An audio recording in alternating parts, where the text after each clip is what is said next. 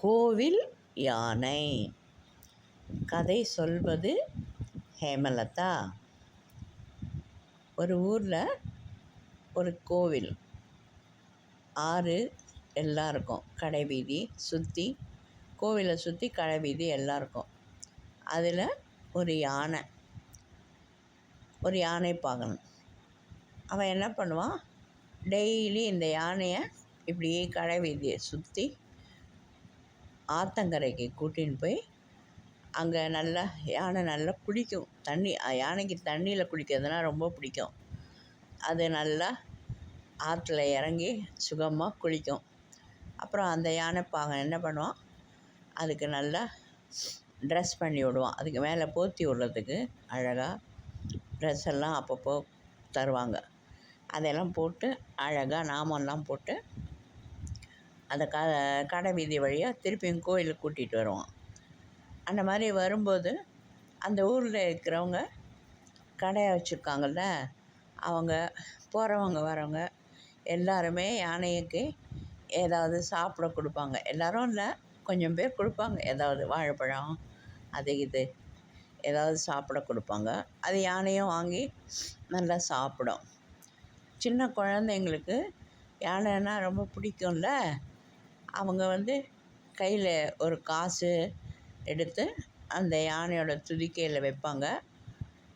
அந்த யானைப்பாகனுக்கு அந்த காசை கொடுத்துட்டு அந்த யானை என்ன பண்ணும், யார் காசு கொடுக்குறாங்களோ கரெக்டாக அவங்க தலையில் புஷ்ஷுன்னு அது பெரிய மூச்சு விட்டு ஆசீர்வாதம் பண்ணும்.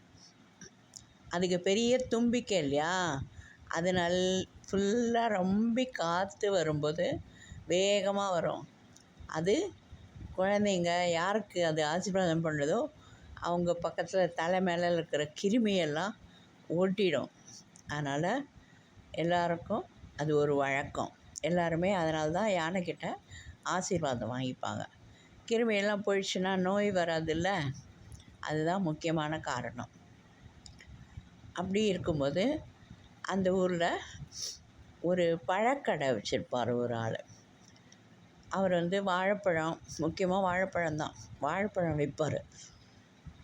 அவர் டெய்லி இந்த யானைக்கு கொஞ்சம் பழம் கொடுப்பார்.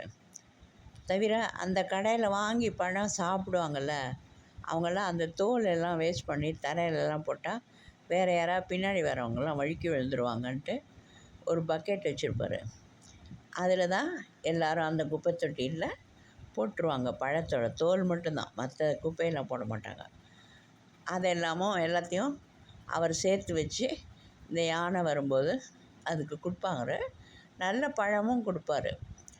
ஒரு சீப்பு பழம், ஒரு 4 பழம், 5 பழம், அவருக்கு அன்னன்னைக்கு எவ்வளோ இருக்கோ அதுக்கு தகுந்த மாதிரி கொடுப்பார்.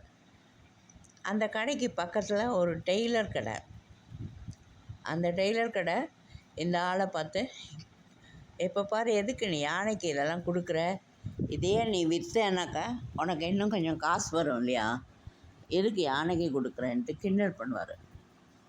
அதுக்கு அந்த ஆள் சொல்லுவார், யானை பெரிய மிருகம், எவ்வளோ பெருசாக இருக்குது பாருங்கள், அதுக்கு வயிறு இவ்வளோ பெருசு.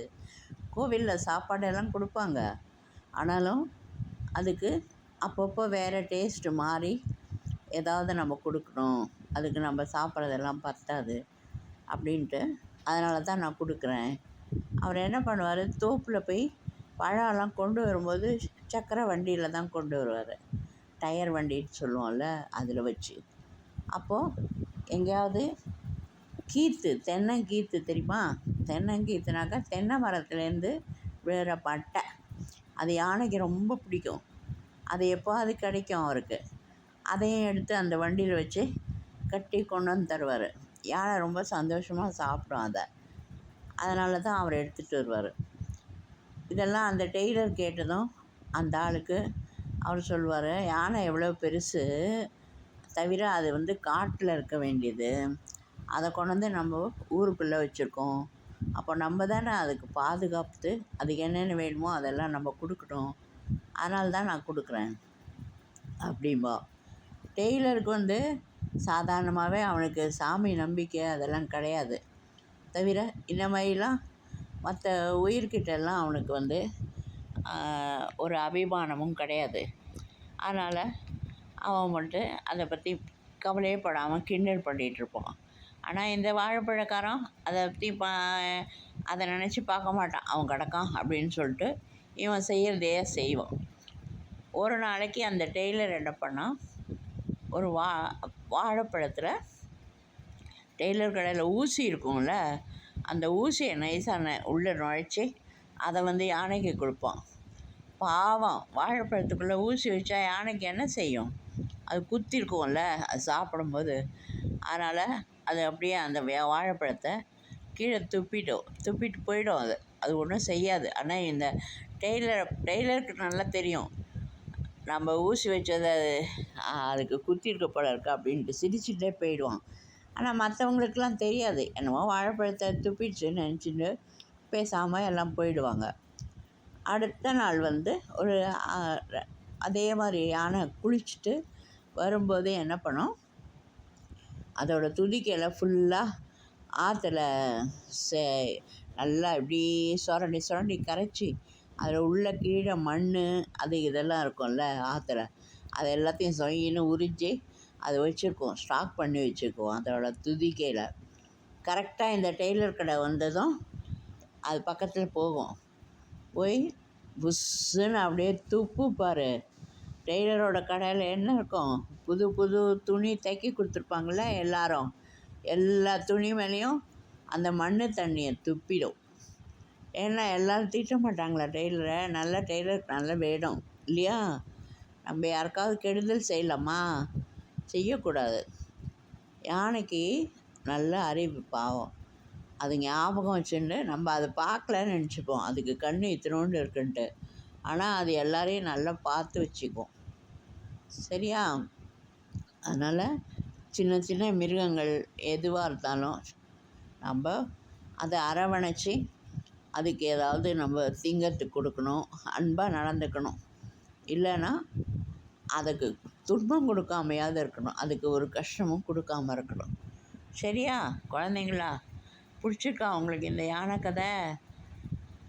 பிடிச்சிருந்தா ஒரு லைக் போடுங்க, இந்த சேனலை சப்ஸ்கிரைப் பண்ணுங்கள். நான் வேறு ஒரு கதை நாளைக்கு சொல்கிறேன், சரியா?